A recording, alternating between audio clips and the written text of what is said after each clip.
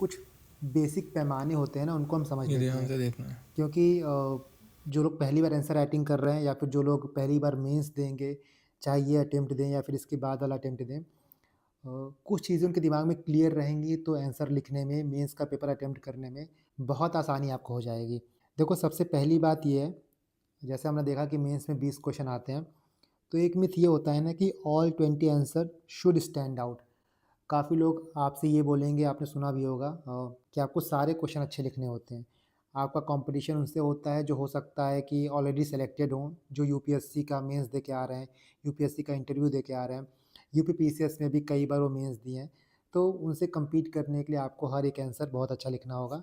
But ये एक myth है, क्योंकि देखो एग्ज़ाम में आपके पास टाइम कंस्ट्रेंट होता है, आपके पास कंटेंट कंस्ट्रेंट होता है, तो आप हर एक क्वेश्चन, हर 20 क्वेश्चन को सेम क्वालिटी से नहीं लिख पाओगे। ये पॉसिबल ही नहीं है और कोई नहीं लिख पाता। यहाँ एग्ज़ैक्टली। पे मेरा एक अप्रोच होता है 7:2:1। आपके पास 20 क्वेश्चन होता है, तो आप या कोशिश दिस इज़ करो कि 20 इम्पोर्टेंट। क्वेश्चन में से 14 से 15 क्वेश्चन में आप अपना बेस्ट दो। जितना अच्छा लिख सको उन क्वेश्चन को उतने अच्छे से फ़ोकस लिखो। हियर। 3 से 4 क्वेश्चन कुछ ऐसे होते हैं जिनमें आप थोड़ा मीडियोकर लिख सकते हो।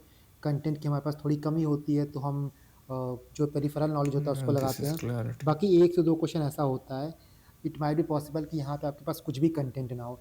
क्योंकि यूपीपीसीएस में कुछ क्वेश्चंस बहुत ही फैक्चुअल पूछ लेते हैं। डायरेक्ट वहाँ पे लिसन या तो आपको केयरफुली। आता होगा या तो नहीं आता होगा। सो यहाँ पे भी आपको पेरिफेरल नॉलेज लगाना पड़ता है। किसी भी क्वेश्चन को हमेशा याद रखना कि बिल्कुल छोड़ के नहीं आना है। 20 क्वेश्चन है तो 20 का 20 क्वेश्चन आपको अटेम्प्ट करना होगा। वेरी इसके बारे में इम्पोर्टेंट। हम अभी आगे बात करेंगे। But for the time being moral of the story ये है कि हर क्वेश्चन को आप सेम क्वालिटी से नहीं लिख सकते हो। इनफैक्ट जिन क्वेश्चंस को आप थोड़ा मीडियोकर लिखते हो, कम लिखते हो, फॉर एग्जांपल जैसे यहाँ की बात करें, तो 1 से 2 क्वेश्चन ऐसे होंगे जिनको आप बहुत अच्छे से नहीं लिख पाओगे या फिर यहाँ पे आपके पास कंटेंट नहीं होगा। नेक्स्ट तो इन इज़ क्वेश्चन को ग्रेट। आप लास्ट में अटेम्प्ट करना, और इन क्वेश्चन से जो टाइम बचेगा वो आप यहाँ दोगे, वो आप यहाँ दोगे। आप देखोगे जैसे हमने ऊपर बात की कि जो 8 मार्क का होते हैं, उनमें आपको ऑलमोस्ट 7 मिनट मिलता है, जो 12 मार्क का होते हैं उनमें आपको 10 से 11 मिनट मिलता है। ग्रेट। तो कुछ क्वेश्चन ऐसे हो सकते हैं 12 मार्कर के, जो हो सकता है आपको ना आए, तो दीज यहाँ आर पे आपको 10 से इम्पोर्टेंट 11 मिनट थिंग्स। नहीं देना है। यहाँ पे इन क्वेश्चंस को आपको 5 मिनट, 6 मिनट में कंप्लीट करना है। यहाँ जो टाइम मिलेगा वो उन क्वेश्चन में दोगे जो आपको अच्छे से आते होंगे। सो पहली चीज़ ये है कि हर क्वेश्चन को आप स्टैंड आउट नहीं कर पाओगे, और कुछ क्वेश्चन ऐसे होंगे जिनमें आप बहुत अच्छा वेरी लिखोगे, वहाँ पे आपको इम्पोर्टेंट। कुछ एक्स्ट्रा मार्क्स मिलेगा, अच्छा मार्क्स मिलेगा। और कुछ क्वेश्चन ऐसे होंगे जहाँ पे आप मीडियोकर लेवल में लिखोगे। सेकंड थिंग इज़ कि every question should have diagrams, map, flow chart.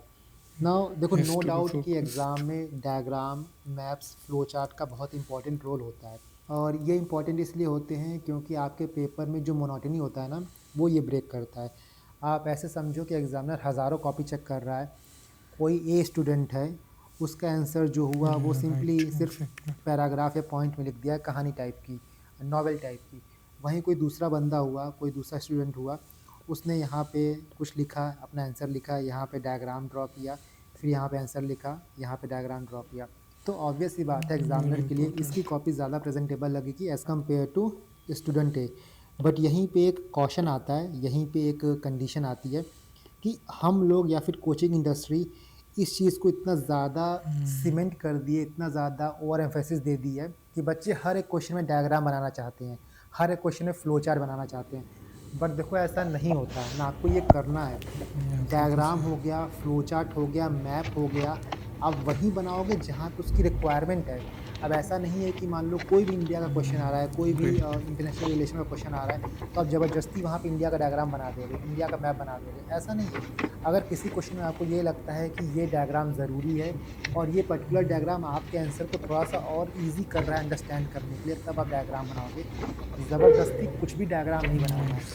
For example मान लो आप कोई इकोनॉमी का क्वेश्चन लिख रहे हो, तो इकोनॉमी के क्वेश्चन में कोई डेटा आते हैं, कोई फैक्ट आते हैं, कहीं आपको दिखाना है कि किस तरीके से ग्रोथ हो रही है, तो वहाँ पे आप ग्राफ बना सकते हो, वहाँ पे वो सूटेबल है, वहाँ पे वो फोकस। आंसर की रिक्वायरमेंट भी है।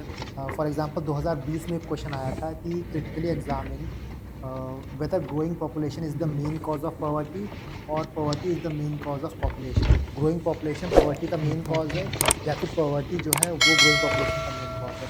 तो इस क्वेश्चन को आप बहुत ही अच्छे तरीके से फ्लो चार्ट के थ्रू समझा सकते हो।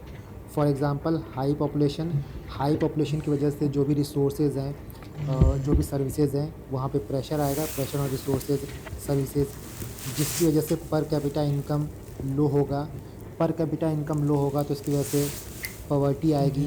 पॉवर्टी होती है जिसकी वजह से आपका लो एजुकेशन लेवल होगा, low social security, high mortality and this will leads to high fertility. High fertility leads to high population. So यहाँ पे देखो आपने पॉपुलेशन को बहुत अच्छे से पॉवर्टी से लिंक कर दिया है और पॉवर्टी को बहुत अच्छे से पॉपुलेशन से लिंक कर दिया है।